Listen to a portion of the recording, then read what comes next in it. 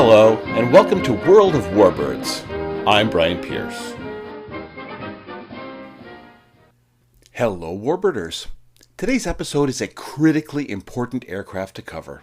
The fact that Stalin personally got involved with design and production details highlights how important this aircraft was to the Red Army and ultimate Allied victory. Also, the numbers of this aircraft built during this short time point to its war-winning importance. It was the most produced aircraft in history and held that title for 55 years, until the year 2000 when the humble Cessna 172, like my own, would surpass it finally with 44,000 built. We in the West sometimes forget, or maybe we don't forget, but we just don't appreciate the size and scope of the conflict on the Eastern Front. Mainly because we've seen all the movies and shows and series that have been made for a Western consumption, and sometimes they neglect to mention the Eastern Front at all. Well, let's take a look today by examining one major aviation element of that front, the IL-2. Sergey Vladimirovich Ilyushin was born in 1894, the youngest of 11 children to a peasant family. Self-taught, he left home early and was drafted into the Imperial Russian Army when World War I broke out. Bitten by the aviation bug, he volunteered to serve in the new aviation section, starting as a mechanic and ground crew. And in 1917, he was qualified as a pilot, seeing the aviation world from the ground up. Later on, he became an aviation technician in the Red Army.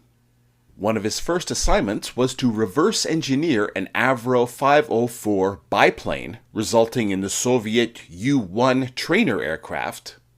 737 of these were built. Working with such giants of Russian aviation as Polikarpov and Tupolev, he eventually became assistant chief of the Air Force Research and Test Institute. Looking to fulfill a desire for a ground attack aircraft, it seemed obvious that incorporating armored protection would play a major role in the design, as operating low to the ground would mean having to survive a fusillade of ground fire. Although there had previously been Soviet armored ground attack aircraft, namely the Grigorovich-designed TSH-1 and TSH-2, these were biplanes, and thus too slow and underpowered with the engines of the time. However, with the newer, higher-powered engines of the late 30s and early 40s, it was time to take a second look, and this is where Ilyushin and his team began. Rather than start with an airframe and then bolt some armor onto it, Ilyushin had the armor shell be an integral part of the airframe, saving duplication of components and saving weight. They needed to save weight, as the armor itself was going to weigh at least 1,500 pounds, or 700 kilograms. The protection was made up of riveted armor steel plates securing the aircraft's engine, cockpit, water and oil radiators, and fuel tanks. The first prototype flew on the 2nd of October 1939 and was found to be underpowered due to an unsuitable engine. The McEwen AM-35 could produce 1,371 horsepower, but tended to generate the greatest power outputs at higher altitude, where the new aircraft was not planned to operate. They swapped in another McEwen engine, the AM-38, which had been modified from the AM-35 specifically for low-altitude operations. It featured a reduced compression ratio and had a strengthened crankshaft and a newly designed cooling system and revised oil system. It had a single-speed geared centrifugal supercharger set for best low-altitude performance. It could crank out 1,700 horsepower. There was some flip-flopping about whether to have a rear gunner or not. Initially, Ilyushin wanted a rear gunner in the aircraft, but the limited power of the earlier AM-35 engine meant that the airplane was too heavy and something had to go. The rear gunner and his gun were seen as a luxury that could be dispensed with. Even with the introduction of the more powerful AM-38 engine, the early IL-2s were built as single-seaters with no protection from the rear. In this configuration, the aircraft passed its state acceptance trials in March of 1941 and was given the designation of IL-2 the following month. It was time to start building IL-2s in earnest.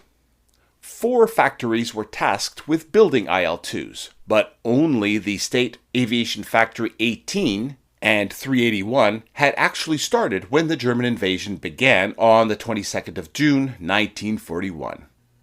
It was almost too late, with only 249 aircraft having been completed. And then production was put on hold when the factories had to be dismantled and moved out of the way of the invasion. Although a 2-month delay seems long when you desperately need new aircraft to fight the enemy, it is really remarkably short if you truly think about the massive effort of logistics required to pick up and move the entire production line of an aircraft during wartime conditions. But 2 months was too long for Premier Stalin. He famously sent a telegram to the production team. Open quotes. "You have let down our country and our Red Army. You have the nerve not to manufacture IL-2s until now. Our Red Army needs IL-2 aircraft like the air it breathes, like the bread it eats. Schenkman produces 1 IL-2 a day, and Tretyakov builds 1 or 2 MiG-3s daily. It is a mockery of our country and the Red Army. I ask you not to try the government's patience and demand that you manufacture more IL-2s. This is my final warning." Close quotes. The factories took the threat seriously and started cranking out IL-2s and didn't stop until they had built an amazing 36,183. This video was written, narrated, and produced by a real human, me. If you like it, support the channel by becoming a member or send me a super thanks. Or at least, please just like and subscribe and hit the bell. It's really appreciated. So there were several variants. The IL Type 3M was a 2-seat IL-2 armed with a Noodleman Suronov NS-37 in gun pods under the wings instead of the 20 or 23 millimeter cannon. This type was first used in combat during the Battle of Kursk, but the combat effectiveness was judged to be quite low and production numbers were, in quotes, limited to about 3,500. There was a training version known as the IL-2U. The IL-2T was a torpedo bomber version built for the Soviet Navy, with cannons removed to save weight and modified to carry a single torpedo. Although regular IL-2M3s could also be fitted with torpedo racks as a field modification. Finally, there was an experimental IL-2I armored fighter prototype. This proved unworkable due to its low speed, which would allow it to be able to intercept only older Luftwaffe bombers. For an aircraft that would eventually be famous the world over and would in some ways stand in for the entire Soviet aerial war effort, the IL-2 had a very inauspicious start. It was a very new aircraft, and so pilots were either very poorly trained on it or not trained at all. Many had basically learned only to take off and land. Few had fired any armament before going into combat, and no tactics or operational doctrine had been worked out. If that wasn't bad enough, if a pilot and his IL-2 had managed to fly, fight, and get back to home base, the ground crews had also not received any instructions in servicing, fixing, or rearming them. As stated previously, there had been 249 IL-2s available on the first day of Barbarossa. By the third day, 10 had been shot down, 19 were lost for other operational reasons, and 20 IL-2 pilots were dead. A month later, only 20% of the IL-2s were still operational. But things would change. Production would increase dramatically, I'm sure partly due to Stalin's personal involvement. Also, rear protection would be reintroduced, again partly due to Stalin. Supposedly, an IL-2 pilot had written to the Soviet leader reporting that the aircraft is absolutely unprotected against enemy fighters attacking from behind. In most cases, the fighter approaches from behind, trying to knock out the engine or kill the pilot. It was a pretty ballsy or desperate move for the pilot, considering how Soviet military culture, to me, didn't seem all that conducive to complaining. However, whether it was the result of the letter or not, a two-seat version soon went into production, and the single-seaters were field modified by cutting a hole in the rear fuselage and installing an impromptu rear gunner's position. Adding the rear gunner caused handling problems due to the increased weight and the shift in center of gravity. So-called aero wings were designed to deal with this problem. These had leading edges that swept back 15 degrees on the outer panels with nearly straight trailing edges. This shifted the CFG back to where it needed to be and swapped metal outer wing panels for wood, decreasing weight and for an increased fuel capacity.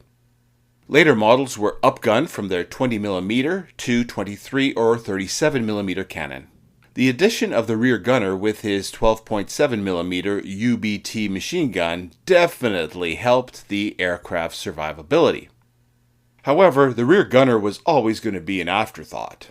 He didn't even have a proper seat. He sat on a canvas sling. He also didn't benefit from the armored bathtub that the pilot was in, and the 6mm of armor protection that the gunner had would really only stop small arms rounds. The rear gunner had a much greater chance of getting killed than his crewmate in the front, who had the big engine, metal plate all around, and armored glass in the windshield.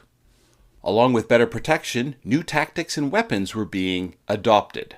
Initially, straight-in, low horizontal attacks were made, but this was changed to attacks where the target was kept to the pilot's left, and a shallow turning dive of 30 degrees was used, using an echelon of 4 to 12 aircraft at a time. The circle of death tactic was also developed where up to 8 Shturmoviks would fly in a defensive circle, each plane protecting the one ahead of it with its forward machine guns. Individual IL-2s would take turns leaving the protective circle, attacking the target, and then rejoining the circle. As for weapons, 8 unguided RS-82 or 4 RS-132 rockets could be carried. Although these rockets, which were similar to those that would be used in the famous Katyusha rocket launchers, could definitely destroy vehicles with direct hits, they were not known to be very accurate. So if a sniper weapon wouldn't do the trick, what about a shotgun approach?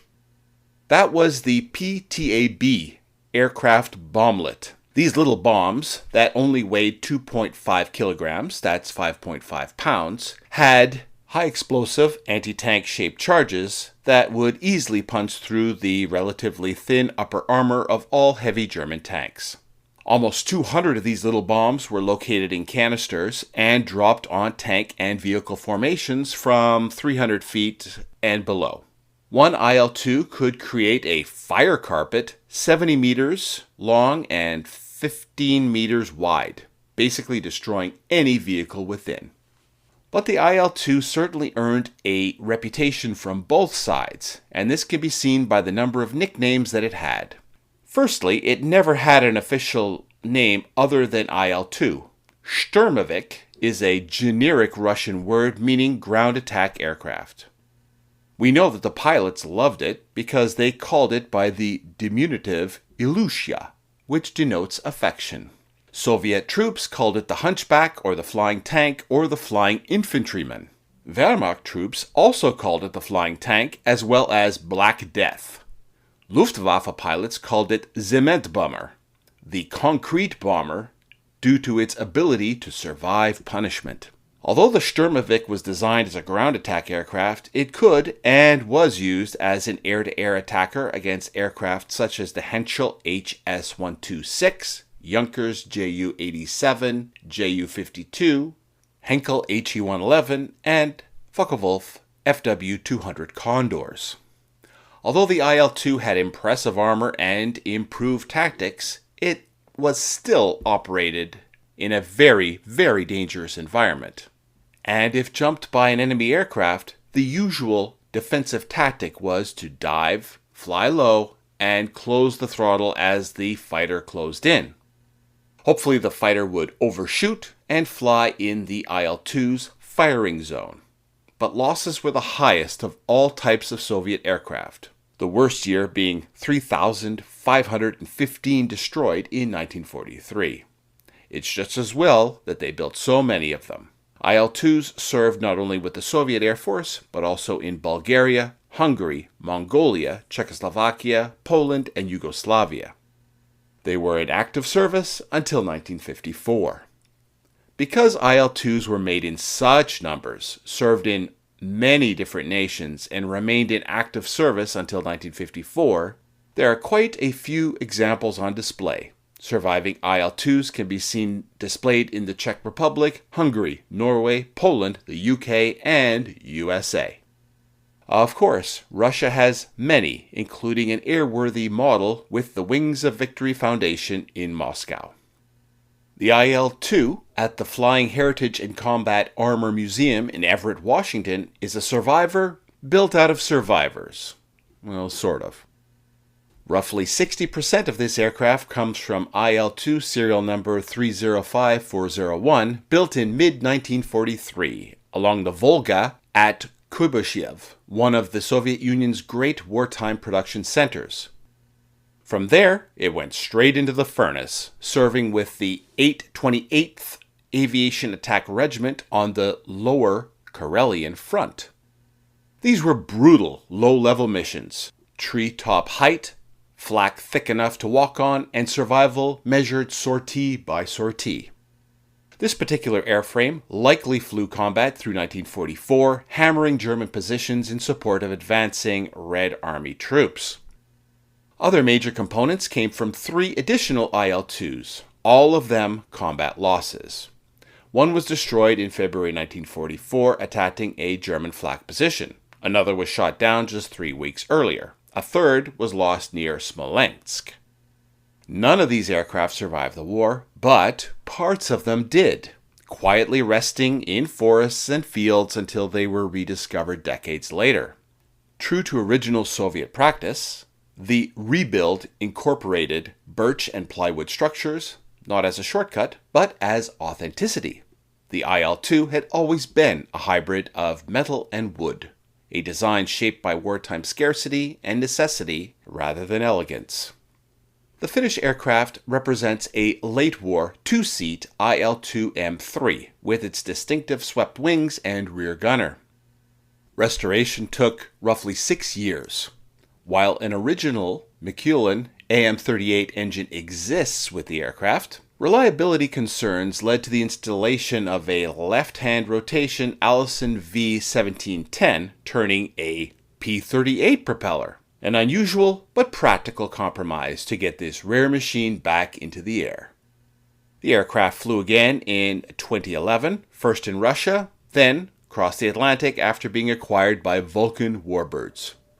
In August 2012, it flew in the United States for the first time.